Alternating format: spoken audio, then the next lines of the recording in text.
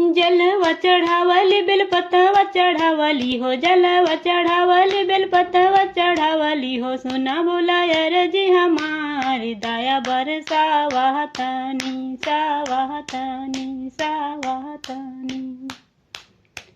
जलवा चढ़ावली बेलपतवा चढ़ावली हो, जलवा चढ़ावली बेलपतवा चढ़ावली हो। सुना बुलाया रजी हमारी दया बरसावा तनी सावा तनी सावा तनी।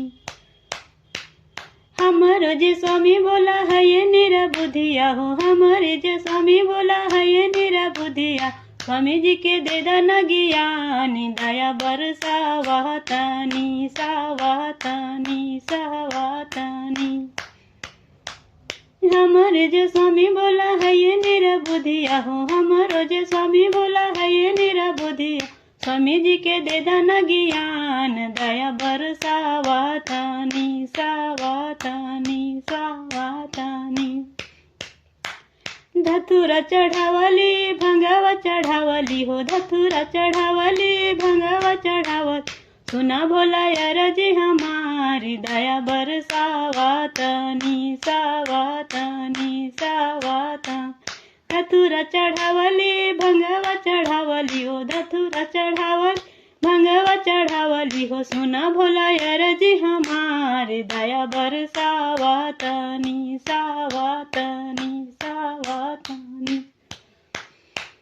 हमारो जे बेटावा के नखे रोज गरवा हो, हमारो जे बेटावा के नखे रोज गरवा हो। बेटावा के रोजिया दिलावा दया बरसावा तनी सावा तनी सावा तनी। हमारो जे बेटावा के नखे रोज गरवा हो, हमारो जे बेटावा के नखे रोज गरवा।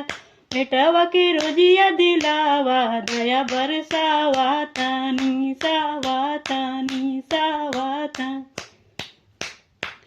भोगवा लगावली हो आरती देखावली हो, भोगवा लगावली आरती देखावली हो। सुना बोला यार जी हमारी दया बरसावा तनी सावा तनी सावा तनी। भोगवा लगावली हो आरती देखावली हो, भोगवा लगावली हो आरती देखावली। सुना भोला यार जी हमारी दया बरसावा तनी सावा तनी सावा तनी। हमारो जे बेटिया के जोड़ी नखे जुमत हो, हमारो जे बेटिया के जोड़ी नखे जुमत। सुना भोला यार जी हमारी जोड़िया जुमावा तनी जुमावा तनी जुमावा तनी।